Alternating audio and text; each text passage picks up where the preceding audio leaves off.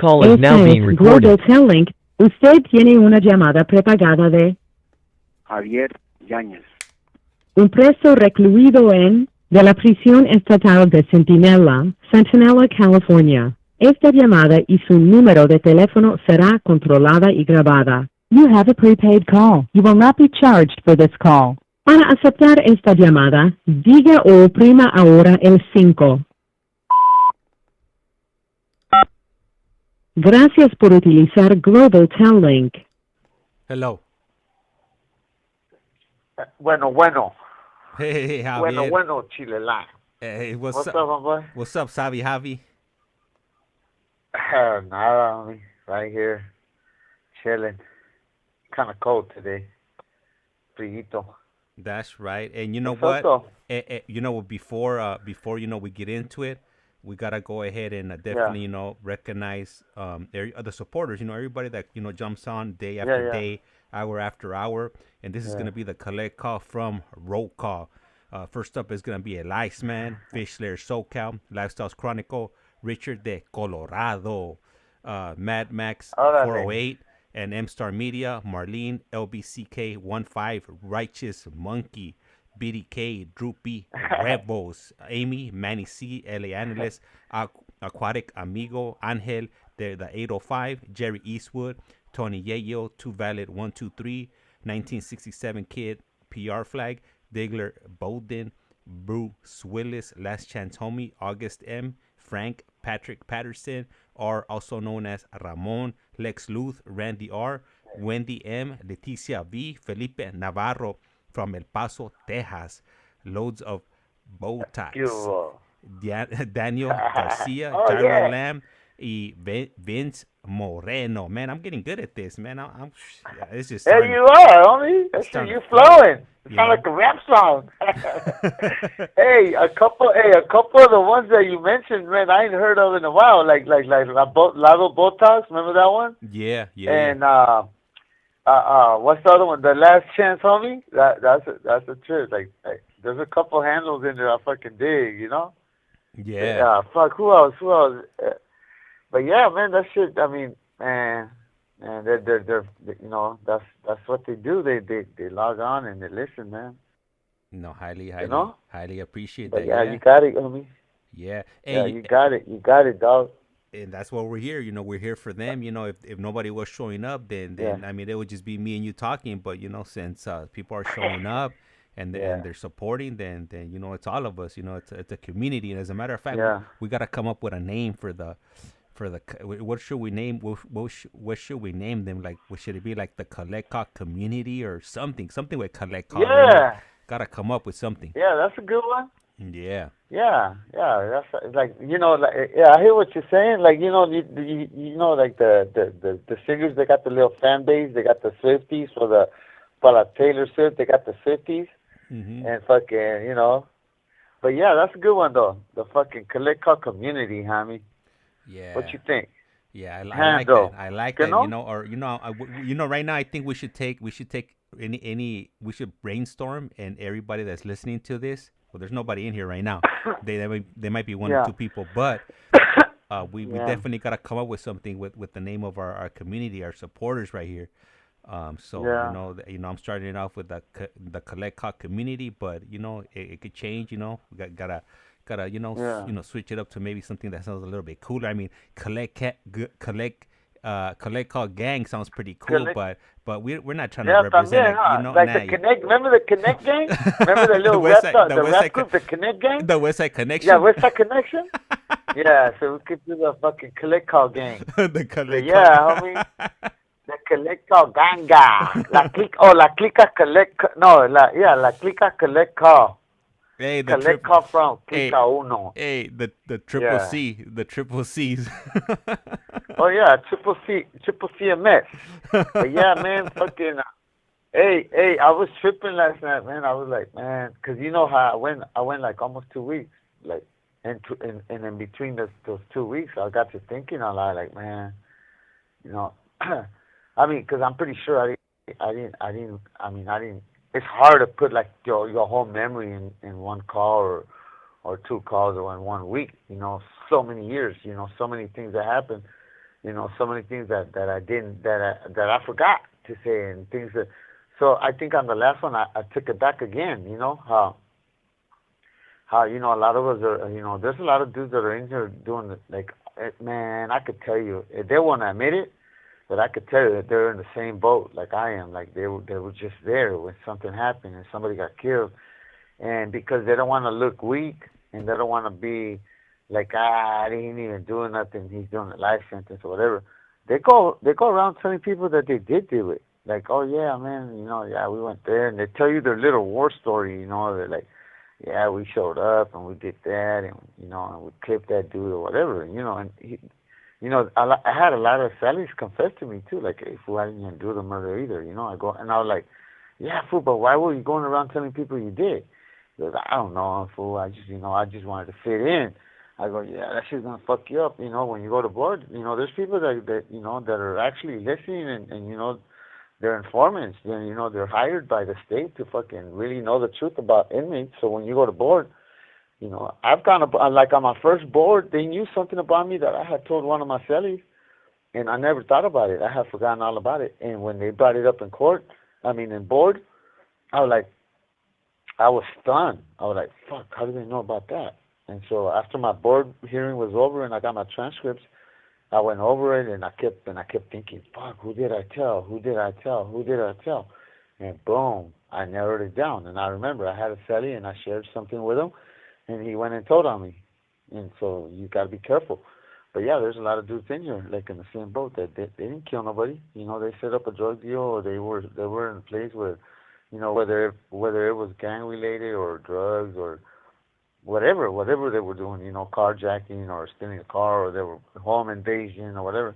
And they like to say that they went in there and they fucking killed the dude, that they shot him, you know, and in reality they didn't.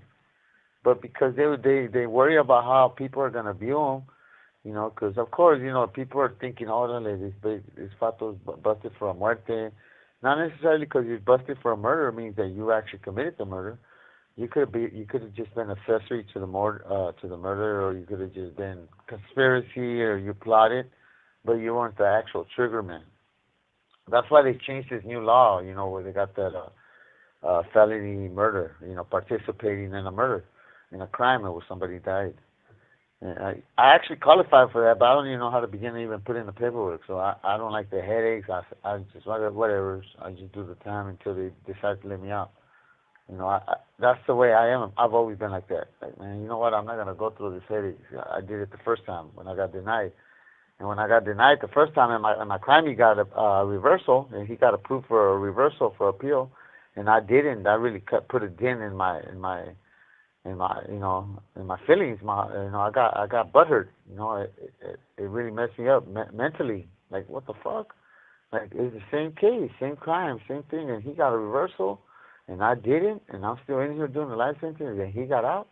Like, what the fuck? So, like, yeah, I told myself. Esta llamada y su número de teléfono será controlada y grabada. But yeah, man. So I think on the last one, I took it back. I took it back. You know, for those that probably just had jumped on and they just started listening to my story, you know, and just without knowing the beginning of it. So that's what it was, you know. Like, I wanted to have things. I think that's where I left out. I wanted to have things. I didn't want to be, you know, my dad, my mom. They couldn't provide like the good clothes. Especially when I started going to junior high, and everybody's wearing Jordans, everybody's wearing like name brand shoes and badass clothes. You know, when you go to school, you want to dress good, you want to feel good. You know, you want the girls to like you. You want to fit in. So my parents couldn't afford that. So as a young kid, I started selling dope. I started buying my own shit. I had Jordans. I had all the top of the line clothes. That's what I was doing. You know, and that was the beginning of my end, you know, where I knew it. Like, you could feel it. There's a certain kind of feeling you get, you know, when you're out there not doing the right thing, and you're stealing things, and you're selling drugs, and you're committing crimes just to be able to have things and to have clothes and all that. And there's a high price to pay, you know, and that's end up in prison for a long time. And that was my case. I just wanted shit. I didn't want to be poor. My parents didn't have money like that, So yeah, so I think I was in before the last night. I think I was about to get into the subject to the topic of my brother-in-law. So I had a brother-in-law that he had taken me in like on my last as a juvenile before my last time I got in trouble as a juvenile. I was actually gonna get. Esta llamada y su número de teléfono será controlada y grabada. Because I kept getting busted for stealing cars. I was like in a little auto theft ring, and it was a bunch of us. We were stealing cars, and we were taking them to like people were like they were changing the VIN numbers. There was like a shop, and we were getting paid like 1,500 for each car, and so we were like a little ring of the little car thieves. And on the last time that they caught me, they gave my family an ultimatum. They told my brother-in-law, which is my sister's husband. They told him and my sister that if they they want to be my legal guardians or adopt me, instead of me going to YA, that they would sign me over to them, but I would have to leave the San Diego County. I was basically getting kicked out of San Diego County. So my brother-in-law and my sisters, they signed the paperwork, and they sure enough that same day they took me all the way to, and I was living in LA, and I was doing good. I was working. I was going to school. I was going to Wilmot's over there in Banning High, over there in Wilmington, and I was actually getting A's and B's, man. That's what amazed me, that they take me out of they took me out the ghetto, and my sister lived in a nice little area over there in Long Beach, or in between borderline Long Beach and Carson, and I didn't know nobody over there. So that's exactly my point. How the friends you carry, the people you meet, is how you get, is what is the outcome of where you're gonna end up. So because I didn't have no friends over there, I was actually getting A's and B's. I was going to school, coming home, getting ready for work. I was working at Pick and Save. I was a cashier.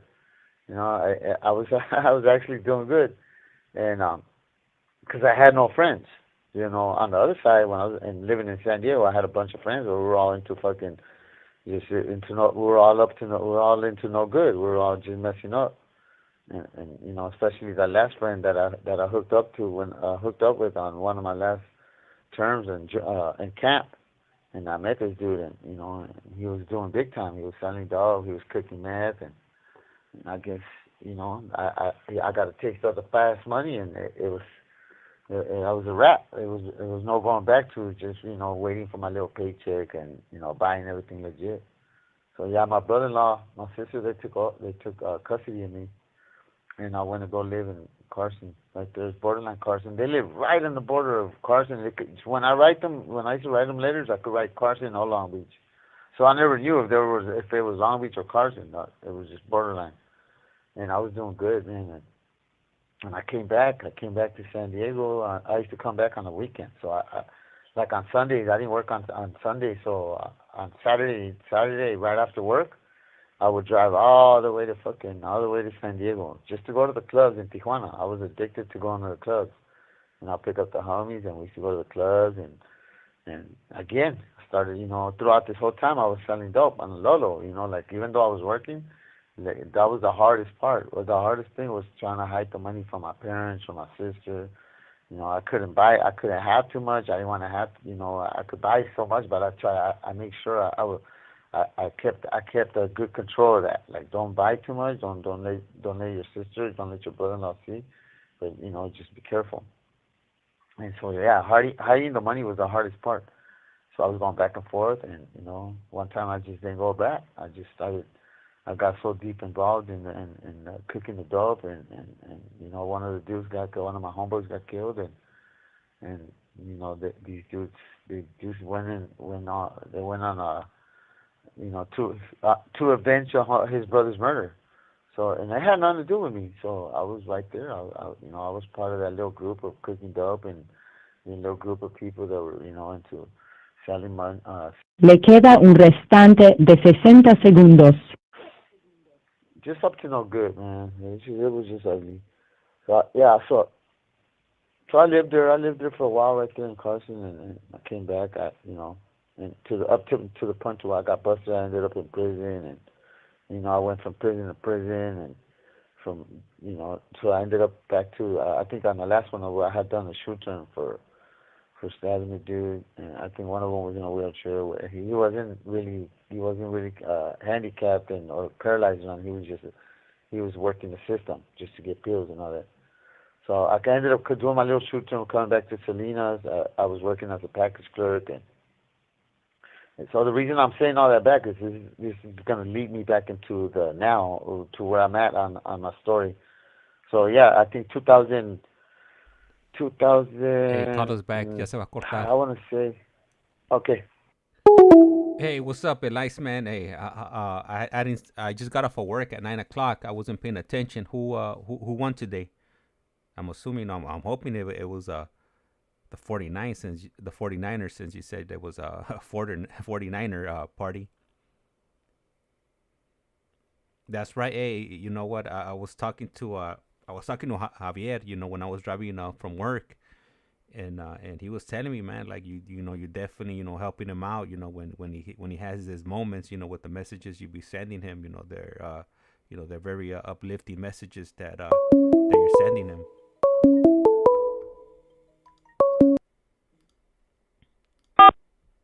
This call is now being recorded. Global Telling. Usted tiene una llamada prepagada de Javier Yáñez. Un preso recluido de la prisión estatal de Centinela, California. Esta llamada y su número de teléfono será controlada y grabada. You have a prepaid call. You will not be charged for this call. Para aceptar esta llamada, diga o oprima ahora el 5. Gracias por utilizar Global Telling. Hello, Javier. Yep. Hey, so right now, before you started, I just want to go ahead and give you the heads up. ICEMAN just showed up. He said, what's up? He said, what's going on, my guys? I just got back from a 49ers party. Oh, what? Oh, yeah, his Niners won, huh? Yeah. I think they did. I didn't pay attention, but last time I seen the score was 23-24 or 20, something like that. But yeah, people were screaming out there. That's cool. I forgot he was a Niners fan. That's right. Yellow Man, El Iceman, El Hielitos. And then yeah, he also, man. He dropped a message on there for you. He said, keep your head up, Javier. And he said he also puts the 49ers and Baltimore won today. Orale, okay. Yeah, man, that dude's been like a cool little, he's just writing me like motivating little messages, man, because, there's times when I'm down, man, I've always said it, and I'm always going to keep saying it. I don't have that go-to, and lately it's been him. Like every time I'm just having a bad day, I write to him and I tell him what I'm going through. And then he gives me his little response, and man, it's like if he's my neighbor, because everything he says, because he did time too. So man, he could pretty much relate to a lot of the shit that I go through. I was telling him about my little hustle. I fix everything here, and dudes want their shit fixed, and without me, they either got to buy brand new. If their TV don't work, it's either buy a brand new TV or bring it to Javi and get, and I don't even charge them that much, $10, $15, $20, or pay $100 for or $150 or $200 for a new TV. What's it gonna be? But a lot of these dudes are quick to get the shit fixed and they bring their shit, and it's hard for me to say no. And everybody tells me, Javi, be a no guy. You're like a yes man. You say yes to everybody, and and they fix their shit. And then when it's time to pay, a lot of these dudes, they bullshit. Eventually they do pay me, but they hardly ever they keep their word and give me my list. So I was telling Dyson, like, yeah, so I added up all the money that were going to pay me for this draw for store.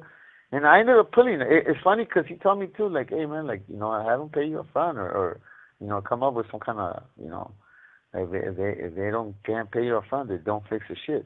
But if I don't do that, a lot of times they'd rather, if I don't fix their shit, a lot of these dudes are prideful. They're like, oh, fuck it. And they'll go and buy a new one. So a lot of times I accept it. I say, here, give me that shit. But, I got lucky. Like, everybody came through, like, except one. So I remember I was telling you, I bought a gang of chips. I've been eating chips all day the last 3 days. I bought a bunch of sweets. So, yeah, everybody pulled through this month. So everybody paid me. So it was actually a good outcome. I was just saying that because he's on there and he knows what I'm talking about. I was explaining to him about some shit. Some dude paid me a gang of fucking deodorants, and he ended up paying me my food, and I gave him back his deodorants. I'm like, what the fuck? I can't eat these fucking deodorants. He gave me like 10 deodorants. He owed me like fucking $80 or some shit. He gave me like 10 deodorants, speed sticks. Like, I don't want this shit. But yeah, man. Hey, you know what? I was thinking, like, I was in the year, I think on my story, I was in the year 2014, I think. Because I was in between 2014 and 2013. I had just came back from the shoe, and I think I was talking about how I was working in a package room, and my boss was talking about she was tripping because she had never seen my head tatted. You know, I ended up putting tattoos on. I tatted my whole head because I was starting to lose my hair. Because I went through a couple of rounds of chemo, man. I got sick, and you know, I'm pretty sure. I don't think I told this yet, you know. And I got sick. I'm a survivor. I mean, I'm a fighter, dog. I got sick. I got twice. I got sick. I actually went through a couple rounds of fucking, you know.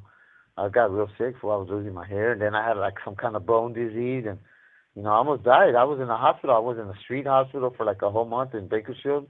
And then I went to another hospital inside Corcoran State Prison has a hospital inside, and they had me hooked up to fucking all kinds of tubes, you know, connected straight to my heart and all kinds of stuff.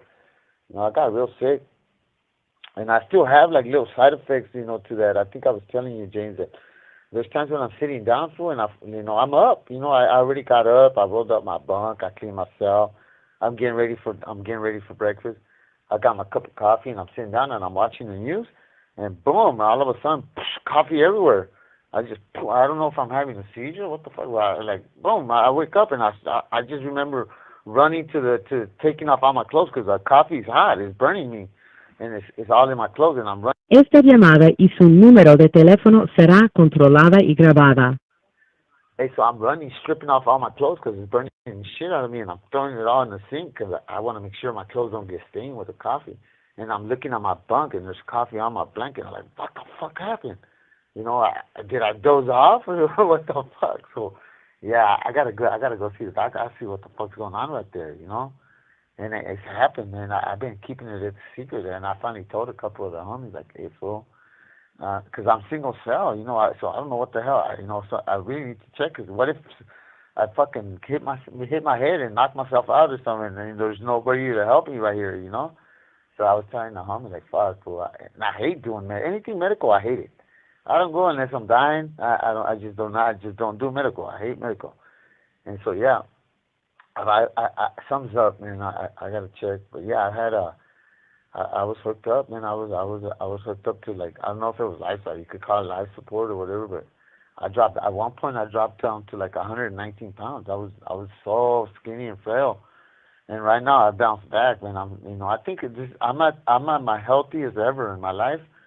You know, I work out so much, and you know, I'm gaining all my muscle because I had lost a bunch of muscle too. You know that, you know, being in a hospital, man, like you know, you're non-mobile. You're not moving. You're just tied, especially when you're in a street hospital. They tie you to the bed. They tie one arm and one leg. And you ain't going nowhere. You're laying in that bed watching TV all fucking day, morning to night. You know, they're giving you a little pain medication. I was real bad. But yeah, I think I was in my story. I was in 2014. So yeah, I had just came back from one of my shoot turns, and I ran into one of my. It was like my old boss, but her dad was my old boss in New Folsom. And now her daughter worked right there in Kern Valley, and she was a package officer. And when they called me, I had just came back from doing a shoot term, and my sister bought me all my clothes. She bought me everything all over again. And I went out there. They called me for a package, and I went out. They were doing them in the kitchen, and I went out as soon as I walked out, and she seen my last name, and she looked at me, and she said, "What the fuck?" She's like, "Come here, hey, YANEZ." Like, what the fuck? And she looked at me and goes, "Get the fuck did you do to your head, man?" And she was mad that I fucking started shaving my head, and my head was all tatted. And I told her, man, it's a long story. Like, you know, I lost my hair, I got sick.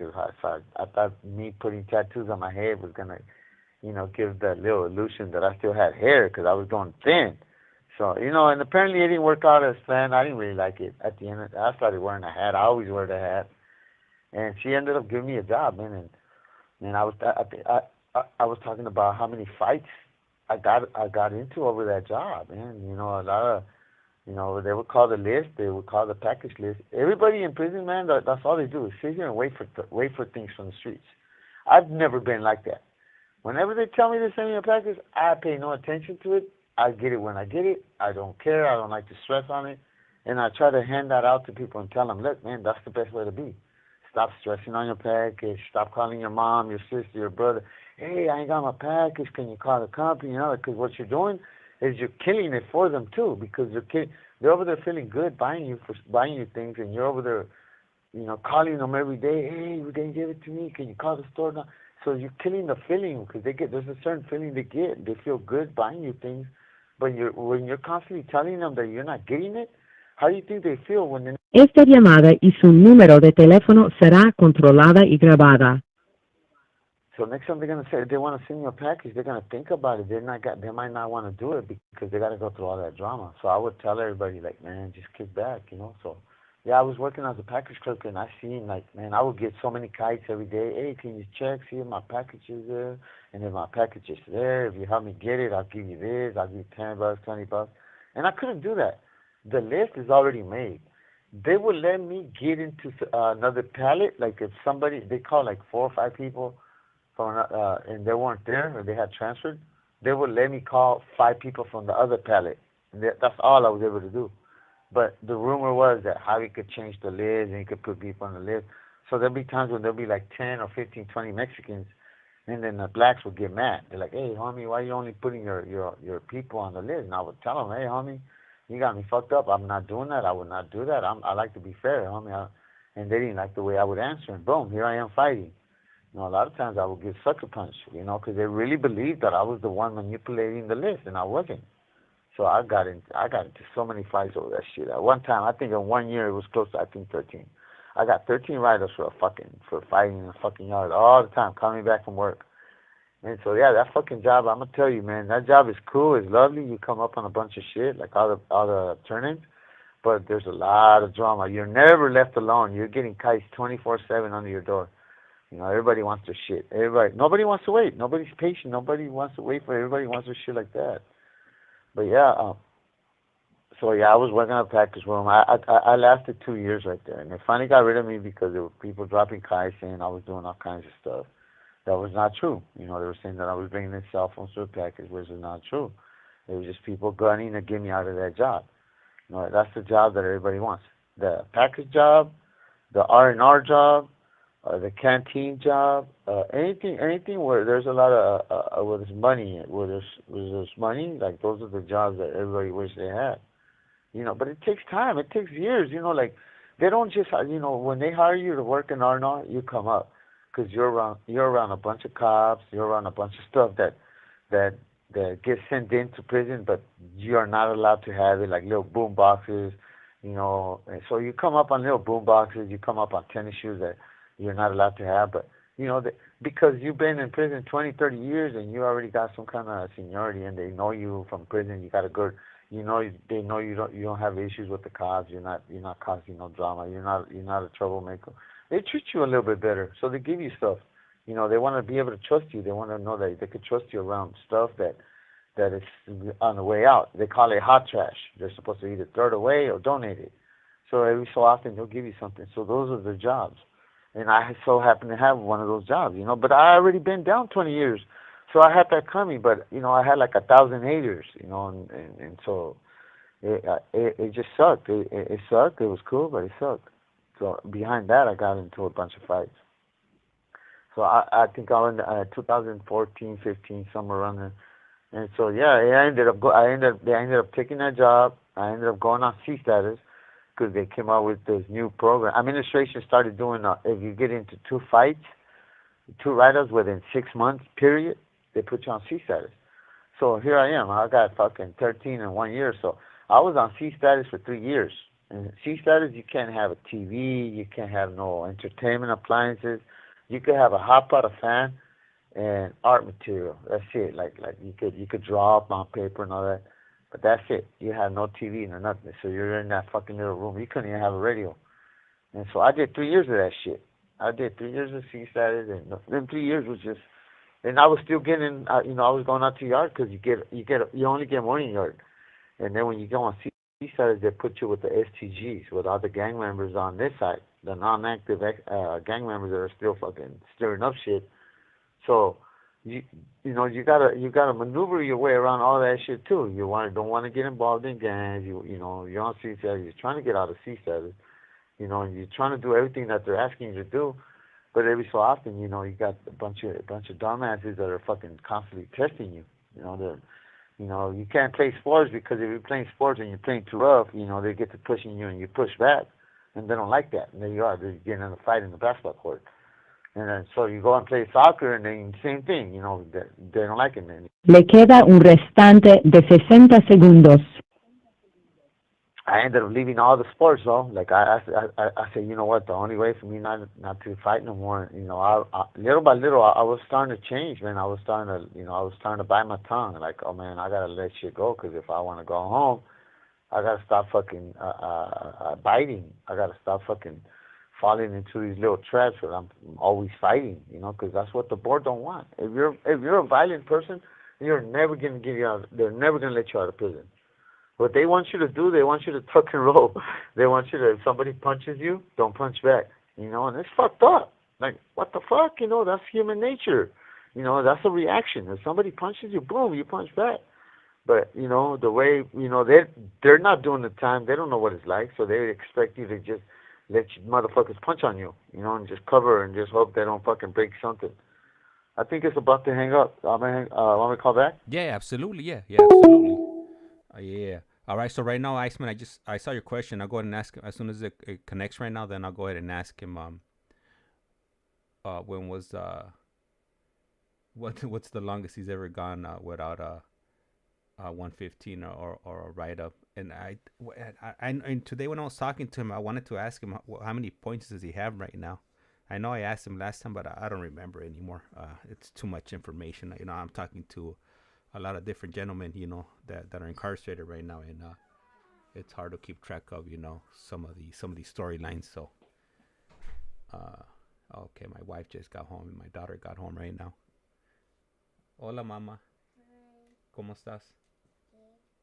Bueno. Yeah. Yeah. How are you calling? Ando hablando con Javier. Javier. Sí. ¿Him? Ajá. Ya me anda llamando para atrás. This call is now being recorded. Global Link. Usted tiene una llamada prepagada de Javier Yáñez. un preso recluido de la prisión estatal de Centinela, California. Esta llamada y su número de teléfono será controlada y grabada. You have a prepaid call. You will not be charged for this call. Para aceptar esta llamada, diga o oprima ahora el 5.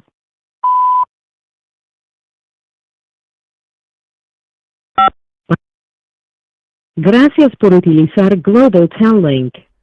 Hello, Javier. Yes, sir. El Iceman wants to know, so what's the longest you've ever gone without getting a 115 or a write-up?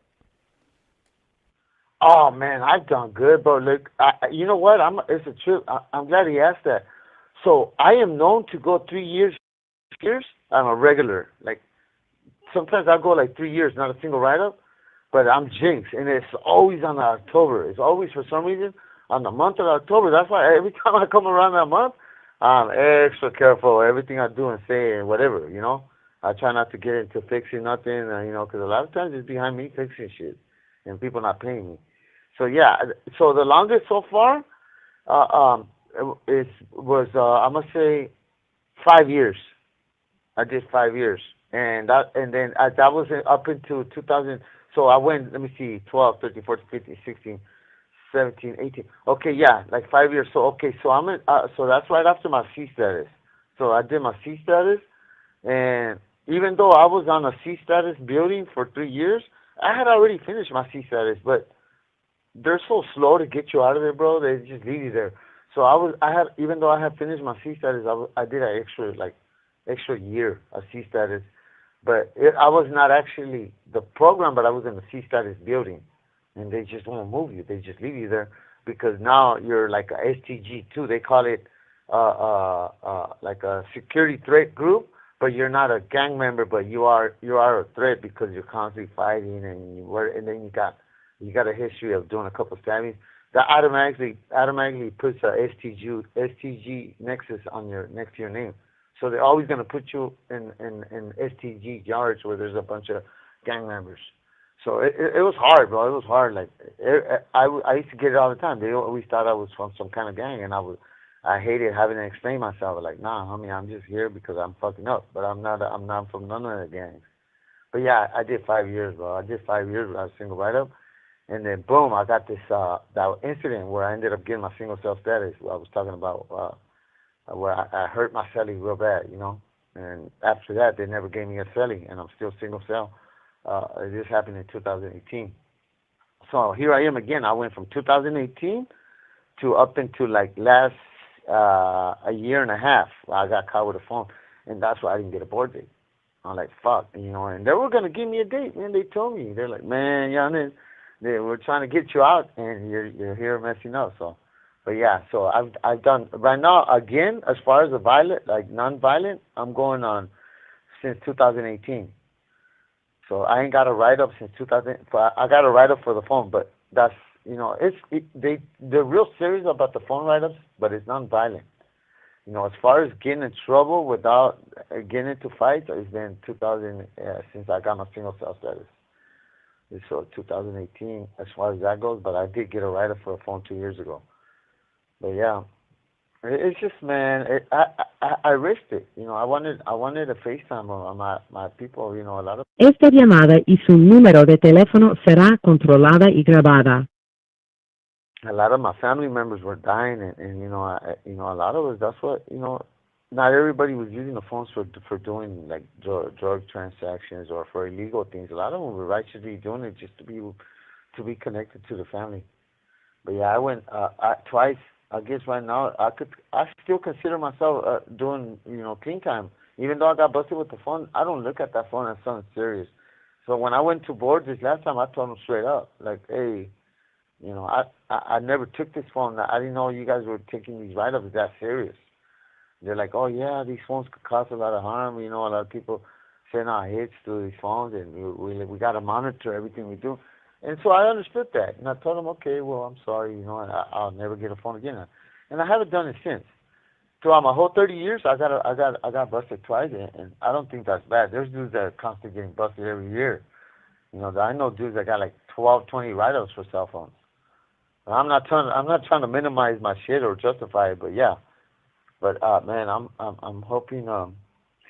I try not to get my hopes up too high. I was telling ICEMAN on a personal, you know, when I text him on a personal messaging, and I tell him, like, I got bad luck, bro. Like, I feel like even if I do super good and I give everything they want, sometimes I feel like they might not even give me my date, you know. But I try to stay positive, but I'm also a realist. Like, my whole history, my past, you know, could predict my future. Like, I don't get luck like that, homie. You know, my luck is probably like, it's something, homie. I could be doing super good. You know, everything fine. I'm not even looking for trouble. And I remember I told you, I think yesterday, in school, some kid I almost got in a fight in school, and I had to let you go. You know, some dude was fucking body shaming this little fat dude. He was being a bully, and I went and told him, you know, and I almost got in a fight for trying to help somebody. But so you can't even do that in prison, you know, like you can't even step up and help somebody. You know, I took it as doing a good deed, but yeah, so I gotta make sure I don't get involved in other people's shit. So it's hard on me. I'm still working on myself. But yeah.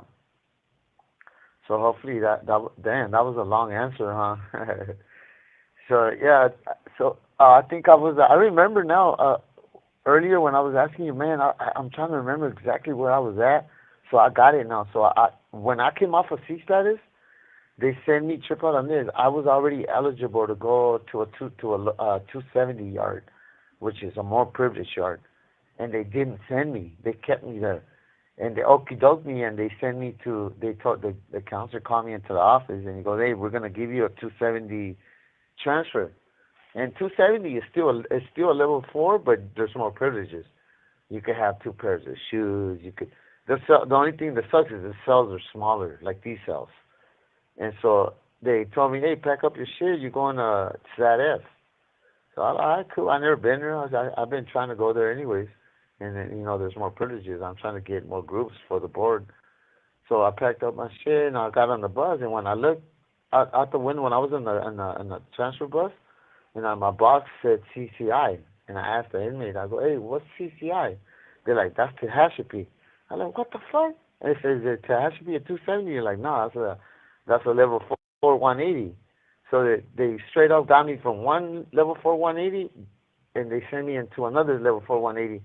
It made no sense, but all that did was got me in trouble. Like, so I drove up to Tehachapi, man, and I'm gonna tell you, man, Tehachapi is one of them craziest fucking prisons I ever, as far as the correctional officers are. They got the gang stuff right there. They have the COs over there straight up got the green wall flag on the yard, and they're sitting right there, and they got a big ass flag. It's actually a American flag, but it's green, and they're sitting there, and they're straight up telling you, like, they're straight green wall, you know, and you're in there. And I seen like some Law and Order kind of, like, you know, that TV show Law and Order kind of shit in there. I seen an inmate fucking came out and he fucking stabbed some dude, and the cops got mad because I guess over there they had it to where if you're gonna stab somebody, you gotta let the cops know what's going on, and you're gonna do such and such thing at such time, and the cops gotta know about it. If you do it without letting them know, they can fucking beat the shit out of you. So where I was in the day room, man, I remember like my second week there. And some dude fucking stabbed some dude right there in the day room, and he sliced him with the razor blade, and then that fool was bleeding all over. And then they got to fighting, and the cops started shooting at him, and this fool was hiding he started shooting him with the Bertha, and this fool was hiding under the table, and the cop in the tower was getting so mad because he couldn't hit him, because he was stuck. He managed to hide under one of them fucking metal tables, because they're covered in stainless steel, like little fucking. Like little, I don't know what kind of table, but they're super strong tables, and he was like tucked in right under there, and he was missing them, and the cop was fucking having a fucking temper tantrum on him. He was cussing him out, all kinds of shit, and the dude that he had stabbed, he was in the corner on the ground, just bleeding out, and the cops went in, and they cuffed him, right, and this dude had glasses on, and they cuffed him, and they put him face down, and all the other cops that came afterwards, they all took turns kicking that fool in the head. Like, they were like fucking trying to kill him, and he was handcuffed. And if you got caught looking, they'll beat your ass too. So I got caught looking, homie. I was looking like that, and they see me, and they came up to me, and they put the boot in my neck, and I was like, oh fuck, and I was like, all right. Hey, that shit was scary shit. I was like, oh, these fools ain't playing. Yeah. What the hell? Who that's doing the night count, and he looked in me. I got my light on. And he looked at me, and then he doubled back, and he looked at me for a long time, like, what the fuck? And I said, what's up? Like, weird ass shit. But yeah, so I seen that. He probably heard me talking shit about the motherfucker. So yeah, these cops were fucking, like, hey, they left that fool's fucking, they caved in his whole side of his face, because these cops were wearing boots. And fool, I was like, what the hell? This shit ain't nothing nice. And then like a month later, one of my neighbors upstairs, he got drunk, and I guess the cops they were mad at him, and they went inside his cell, and they were beating his ass. They were like probably like 8 hudas deep inside that cell, and it's a tiny little cell, and you could hear that fool screaming, man. They were fucking. Hey, that prison right there was man. I'm telling you, like, I was only there for maybe a year in that one, because I broke my leg. I broke my foot. You can't be in that prison. If you break a foot, they ship you out because they got stairs. And if you got a cane or a wheelchair and all that, they don't allow people with mobility problems. So they send you to another prison. So I guess I wasn't, man. I'm glad I left that fucking prison, because I was like, damn, these fools right here ain't playing. And these cops are, man, if they didn't like you, they go in and whoop on you. It came out all over.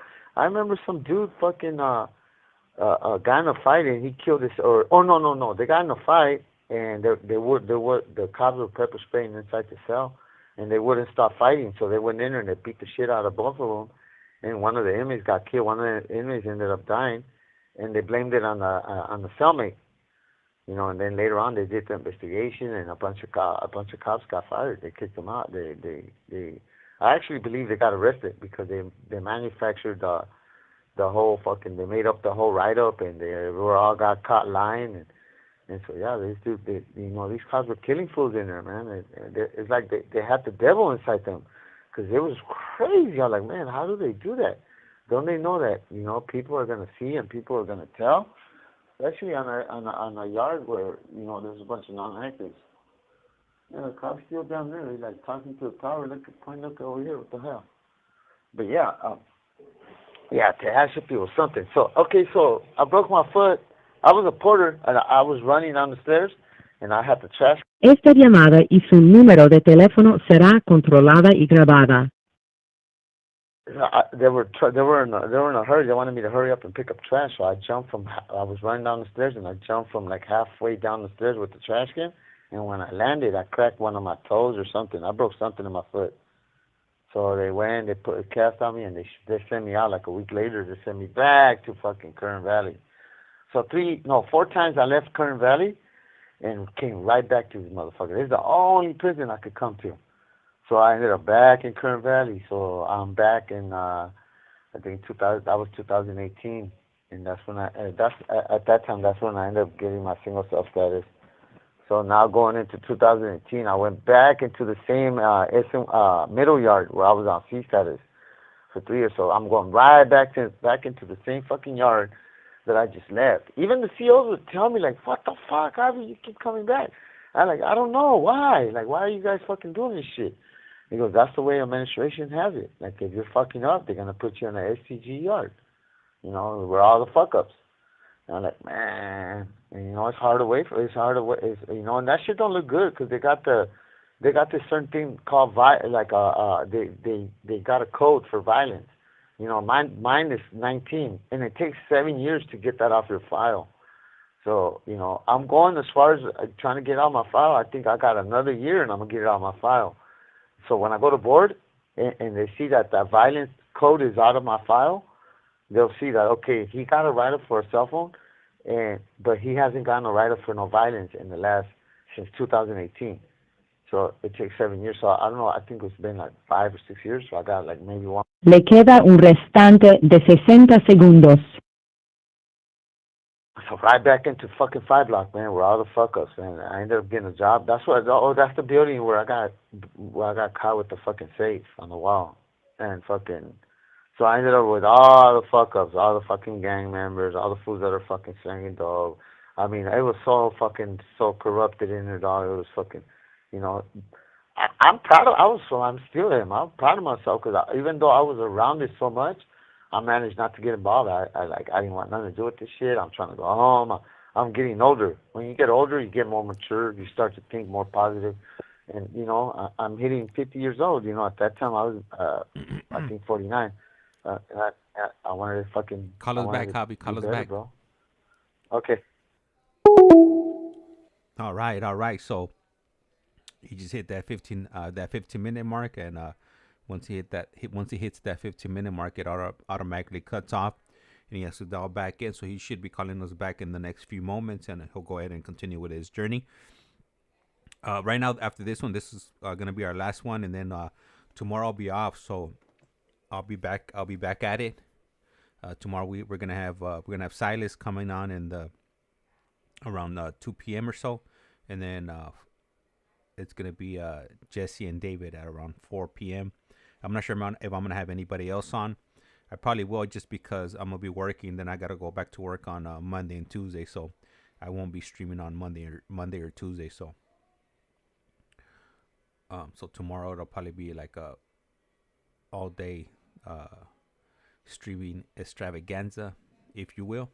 But we'll see. We'll see. I'm not sure if I got any plans tomorrow with my wife. So if I do, then I'll just do those few hours. If not, then we'll see. Who wants to jump on earlier on, if possible.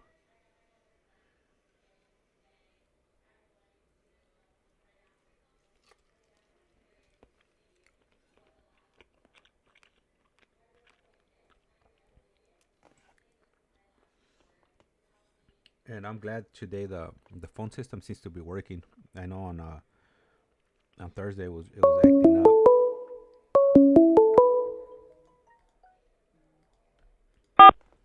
This call is now being Este recorded. es Global Telling. Usted tiene una llamada prepagada de Javier Yáñez.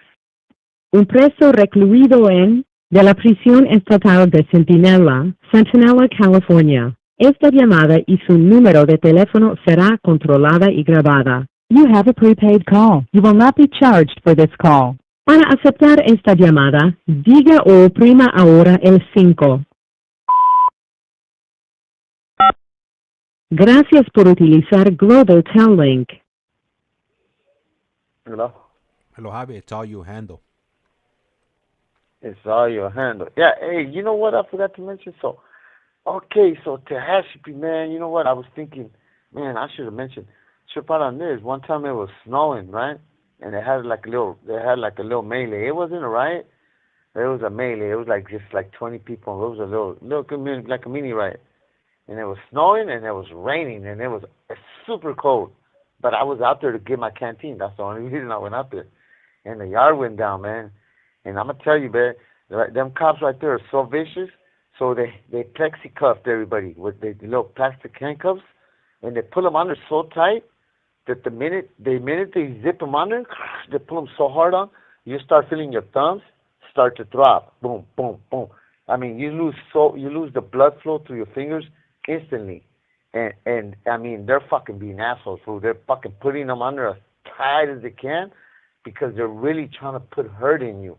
And you ain't even do nothing. You weren't even involved in the riot. You're right there standing in the fucking line waiting for your canteen, and then it's snowing. So, man, I'm going to tell you the worst feeling ever. So now I'm freezing, shaking. It's snowing, and the whole ground is like a melted snow. The water's ice cold freezing, and you're laying on your stomach, and now your hands are fucking throbbing because they put the plexi cups under so tight. And we were down for like a whole hour like that. And they had already picked up everybody that was involved. They had already took everybody to the medical or whatever, and they just left us there, homie. And anybody that would complain, they would go and pull on your plexi cups tighter. And we know that they're doing it just to hurt us, though. And I was like, yeah, this fucking prison right here, man. And I mean, everybody was scared to say anything because if you said anything, they'll go over there, put the fucking boot on your neck, and pull on the plexi cups as tight as it can get.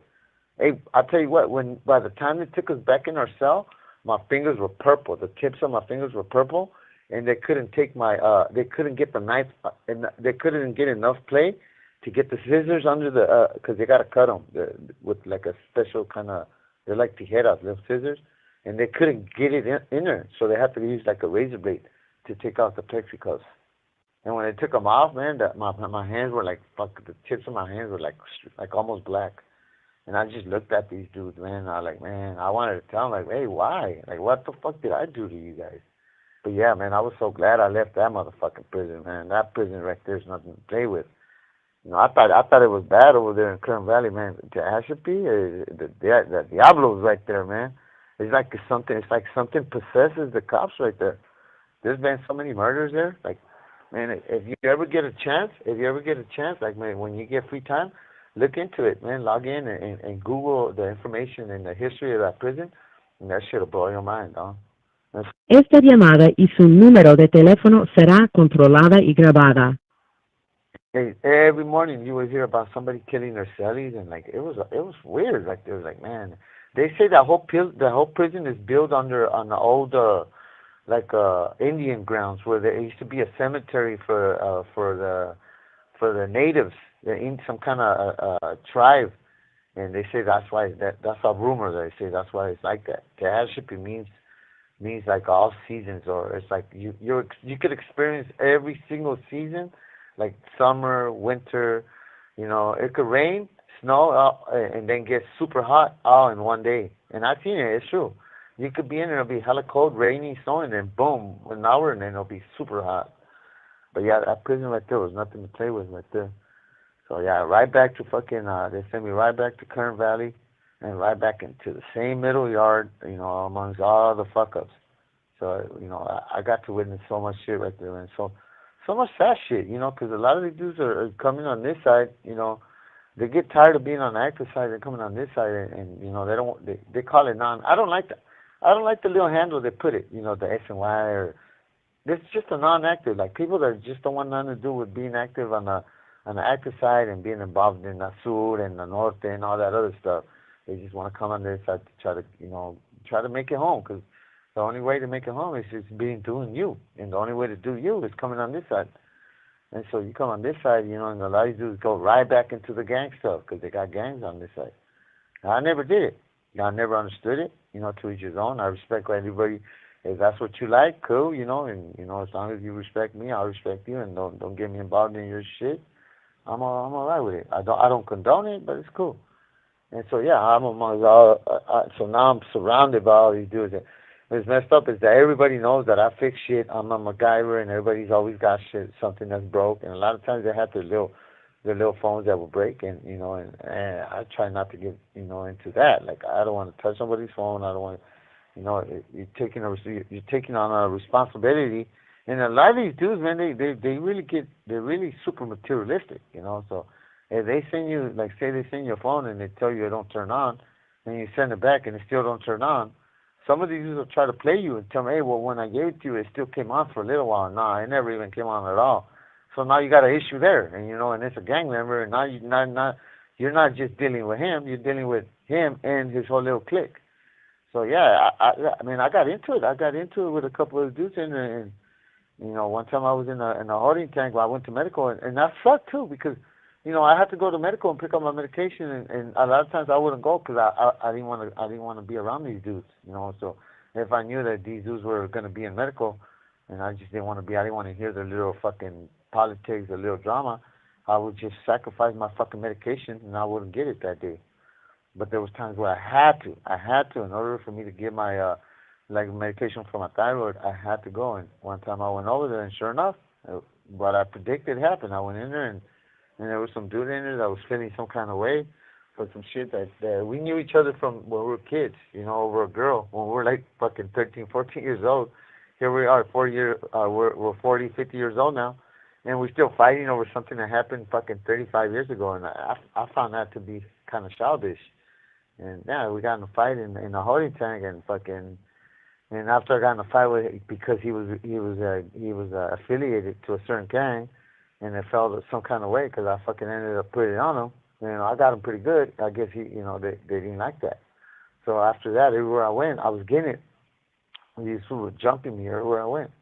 So that's another thing. You know, like, I'm not trying to fight. I'm not trying to get right up, but at the same time, these fools are fucking.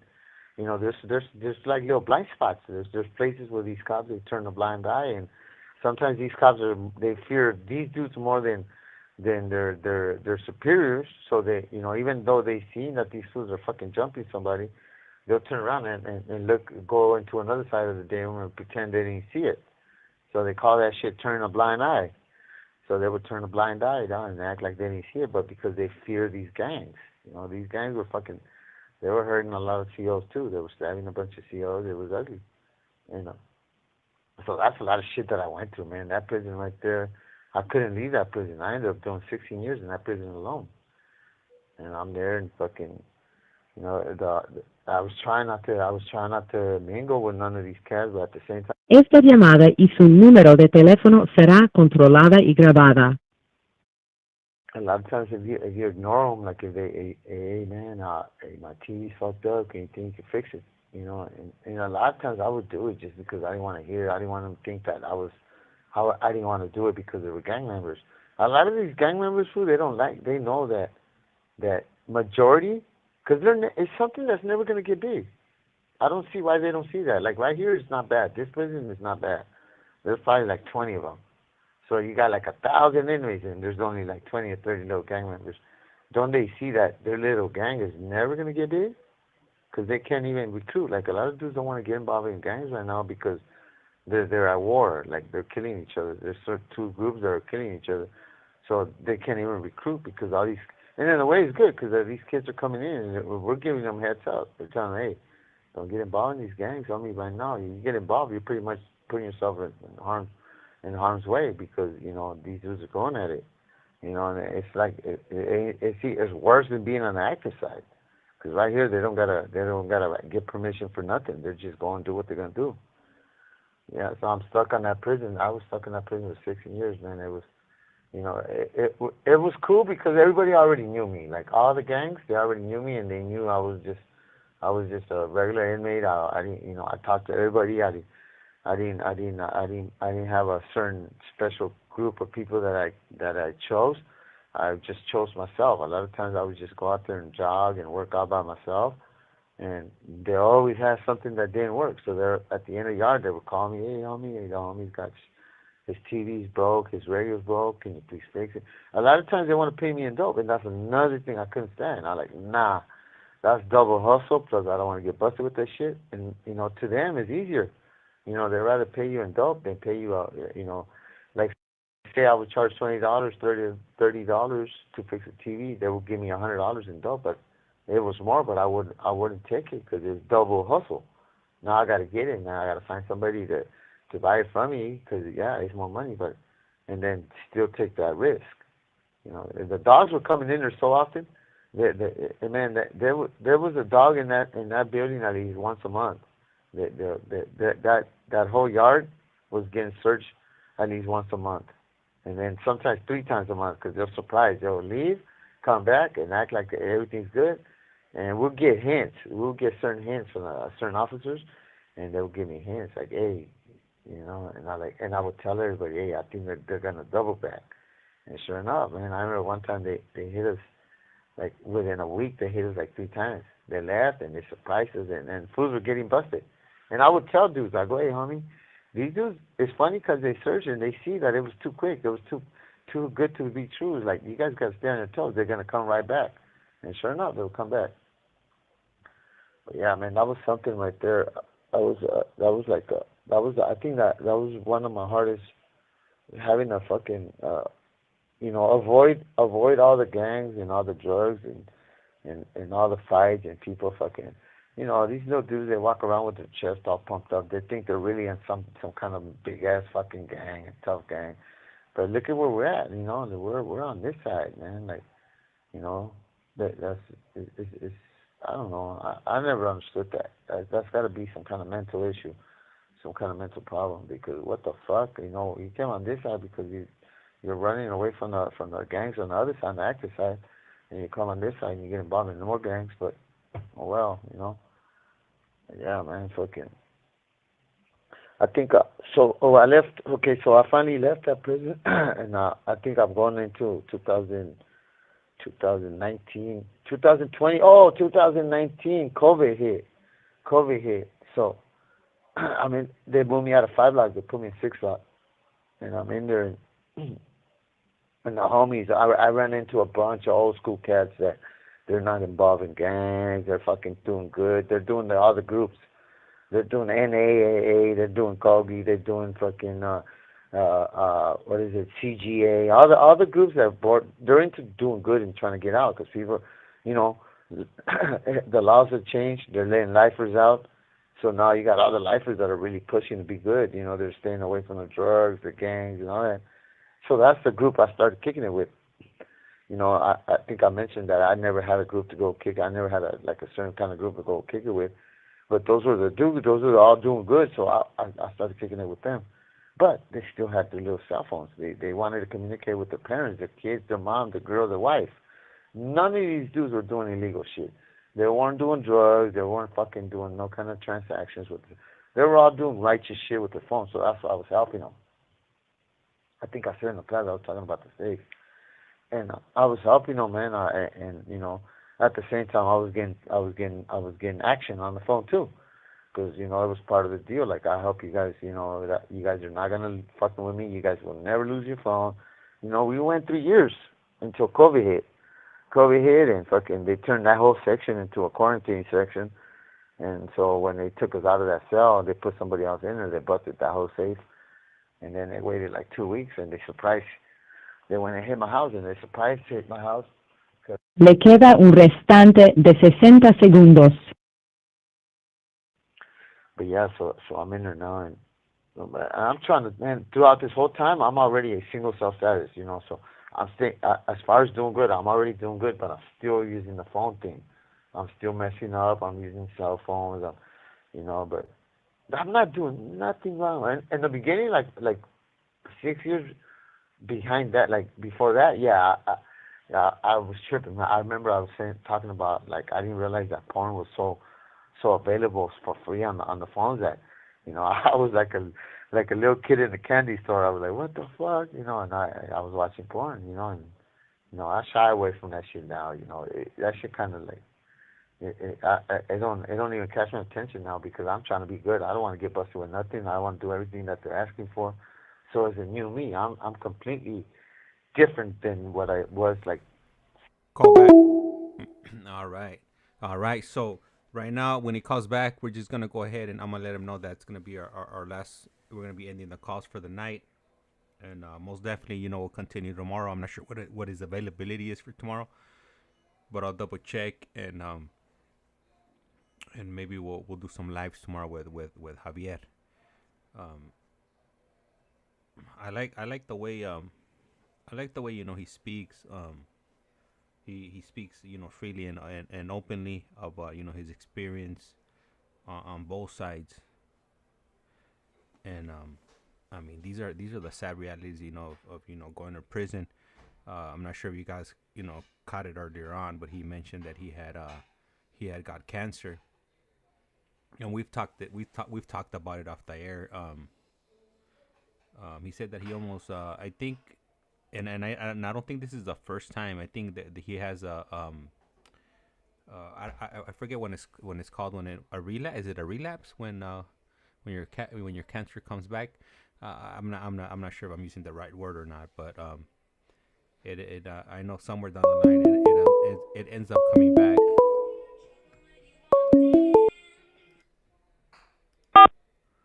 This call is now Esta being es Global recorded. Telling. Usted tiene una llamada prepagada de Javier Yáñez. un preso recluido en de la prisión estatal de Centinela, California. Esta llamada y su número de teléfono será controlada y grabada. You have a prepaid call. You will not be charged for this call. Para aceptar esta llamada, diga o oprima ahora el 5.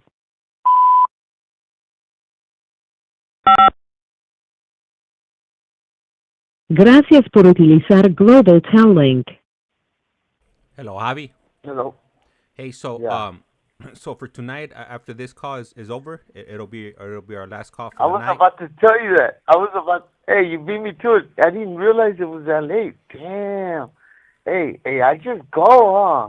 It's 11. April is almost, what, it's 11 something, 11:10. That's fucking crazy. Yeah, I was about to tell you that. I go, hey, not only that, but because something is up. Like the cop came and he looked at my cell. And I'm like, what the fuck? And then he went, then he came back and he looked at me again. And then he started, he's still right there talking at the tower. He's looking up, but they keep looking to my cell. I'm like, what the fuck? Like, what the fuck did I do? And I'm thinking, so I'm starting to trip. I'm like, okay, I don't got my screwdrivers put together. Let me take out because I was working on the radio earlier, and I don't want to trip on my, you know, my little tools. So I'm like, okay, so I got to fucking make sure, search my house, make sure I got my screwdriver put together. I don't know what the fuck, you know, because there's a bunch of haters in here, dog. I told you when I got here, I got my house hit like 5 times in 1 month. They kept hitting my house.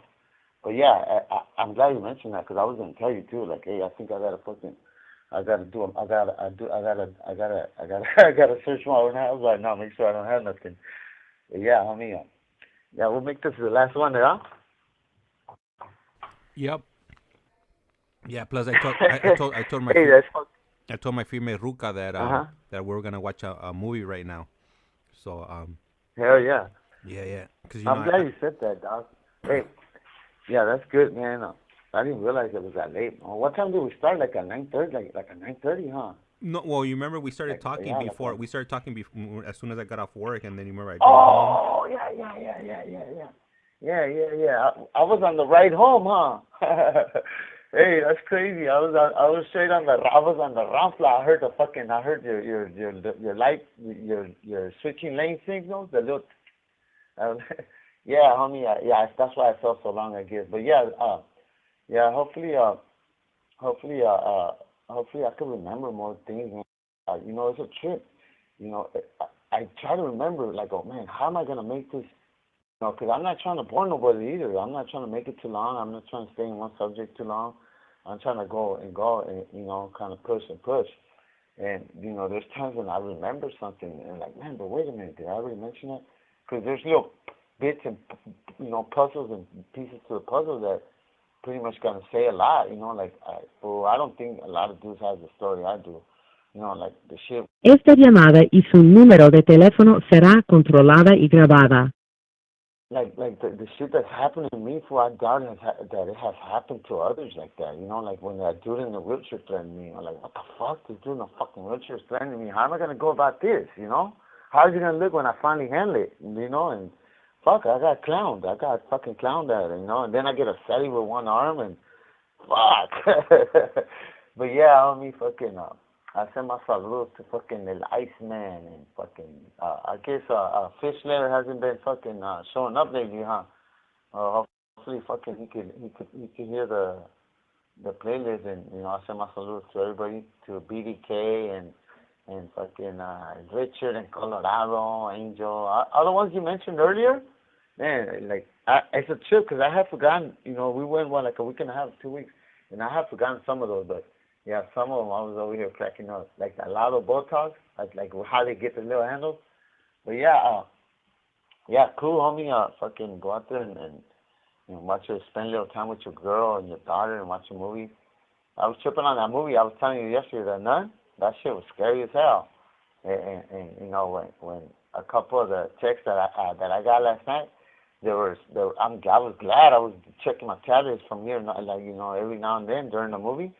Because I forgot who, but somebody had me cracking up, and I text them back, and I was like, "Hey, your message came right in time." Because I'm in here by myself, and that fucking movie, they did pretty good. You know, they made that fucking nun look hella scary. You know. Oh, Iceman says, I think Fish Layer is out fishing. Have you seen that movie? Hey, Yeah? so you know what? It was me that that sent you that Oh, it was message. you, huh? Yeah, I sent you that message about doing the prison facelift. Oh yeah, it was you. And I was like, hey, boy, you serious? We're gonna do this? Hey, and I was cracking up. So here I am watching a scary ass fucking movie, and then I was cracking up so loud, and it was late already, and I was fucking rolling because I was like, fuck. But I think I was so scared that with that little joke, I enhanced it. I overdid it. I made it too much. I put a 10 on 2. I put a 2 on 10, you know what I mean? And a 10 on 2. And fucking, I needed that because I was scared as hell. Hey, I don't like doing like the scary movie shit like that during the night. Like I did tell you I got up and I turned the light on. And I was like, fuck this shit. But yeah, I didn't even finish it. I'm gonna have to check. I'm gonna have to check Walking Horse to check if they got any night lights. Hey, no, they got it, homie. They got it. Hey, Chupa, I know how to make. I make homemade night lights. So look it. So every time fools break their tablets, and they don't work no more, they throw them away, right? Well, if you pull out the black part of the screen, and behind of it is just a little square with a bunch of LED lights, and you hook it up to a universal adapter, and you could dim it to all kinds of brightness. And then you put little magnets on it, and you put it right under your bunk. And man, I use that. I haven't gotten one here, but over there in Kern Valley, I was making them all day, because a bunch of fools had the old JPay tablets and they didn't work no more. So instead of them throwing them away, I would tell them, hey, I can make you a little lamp out of that. It's either that or pay for like $24 for like a little night brighty light. It's called Mighty Bright, and this ones are way better. Plus they're free. You know, you just got to take the black part of the screen on the. Even the TVs have them. Like if your TV breaks, you take out the front part of it, the dark part of the screen, and behind it is a bright bunch of LED lights, and you can hook it up to any fucking adapter or any batteries, and they're hella bright. Yeah. But yeah, you ain't gotta worry about that. I got my little ghetto ass little lamps on me, and that shit. I hit the bright light, dog. I was in there.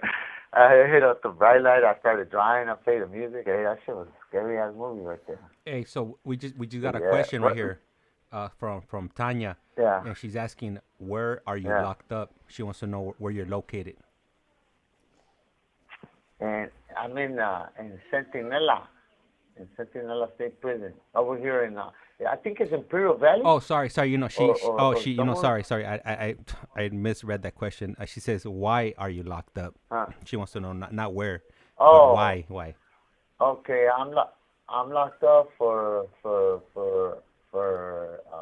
187 for a murder that happened in '93. But it was just like a drug deal or something went bad. It's one of them things where you set up a drug deal and it went bad. It was just everything just went bad. Somebody ended up getting killed, and so yeah, that's what I'm busted for.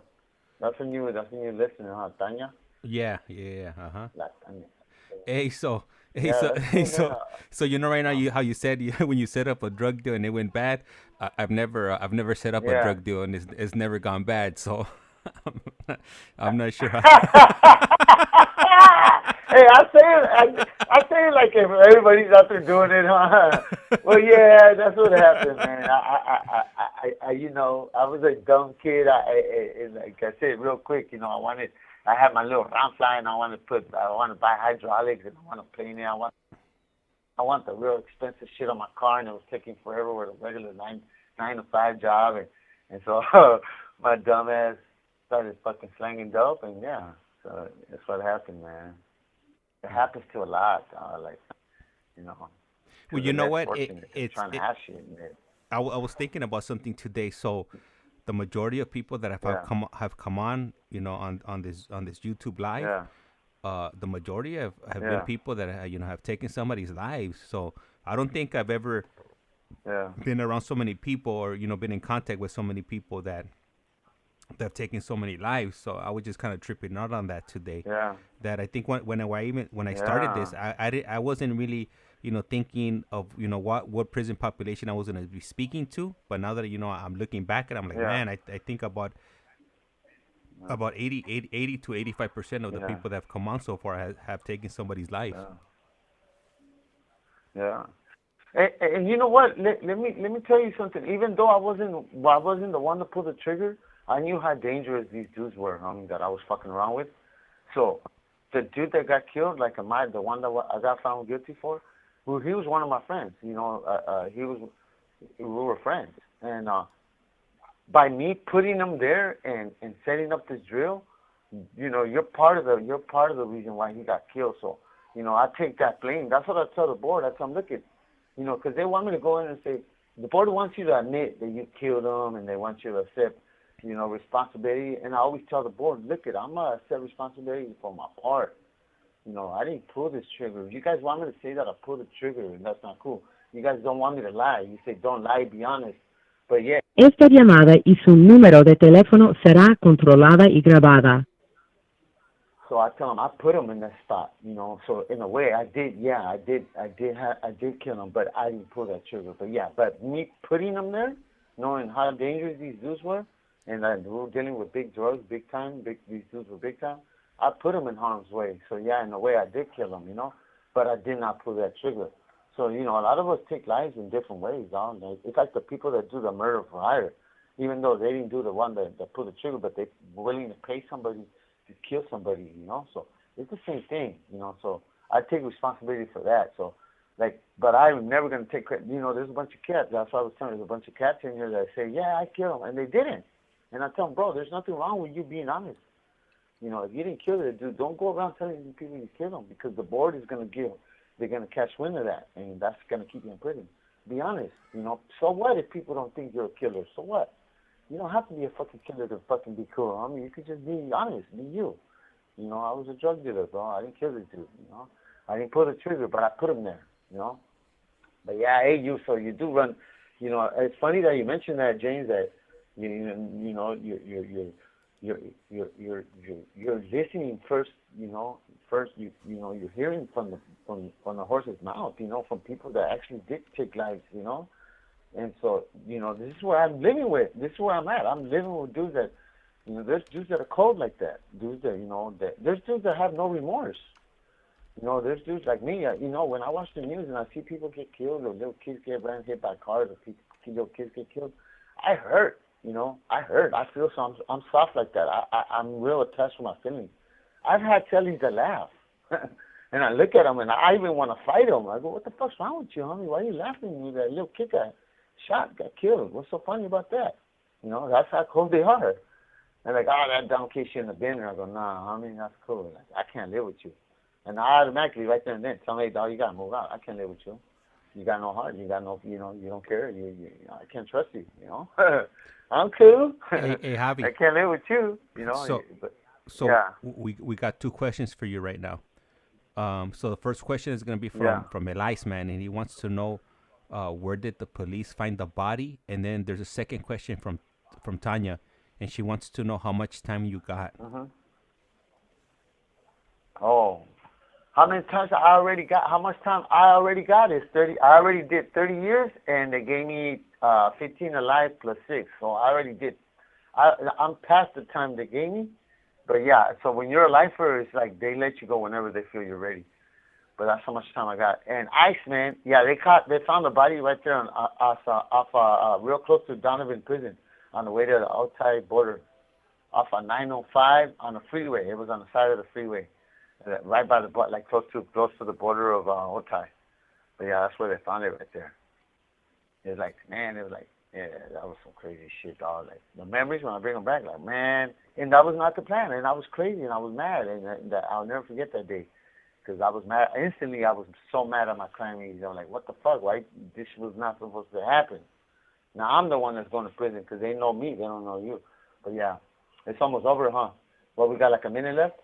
Yeah, we got like a minute and. But yeah, hey man, so before it hangs up, yeah, so hopefully I answered some of those questions and maybe Le queda un restante de 60 segundos. Maybe next time if they come back on, that you know I can answer some more questions. But yeah, man, hey, everybody, you know, whoever's listening, you guys have a good night. You too, James. Enjoy your little movie with your fan band right there, and I'll send. Oh, I haven't responded to your messages because I have no money on my tablet. But hopefully my sister puts a couple of, you know, I'm hoping she puts at least $20 by the end of this week. But yeah, right now I'm locked out. I can't answer nobody's messages because I have no money on my tablet. But yeah, I need you to know that. That's why I haven't responded. You too, James. I didn't respond. I wasn't able to respond. But yeah, we're about to go. So buenas noches a todos. Hey, gracias, Javi. Hey, for me, I mean, as long as you read the messages, you could always call me. So, you know, like, you just read my message, and then if I say to call, then, you know, just give me. Yeah. As a matter of fact, right now, just call me right now as soon as this call ends, and I just want to touch bases with you so we could set something up for tomorrow. All right. So, for our listeners and supporters, you know, I really appreciate you guys tuning in. And this is going to be it for tonight. It was going to be the late night cap. Anyhow, or nightcap. Anyhow, you know, I appreciate it. And with that being said, life's like a candle. Once you blow it, it's lights out. And with that, I'm out.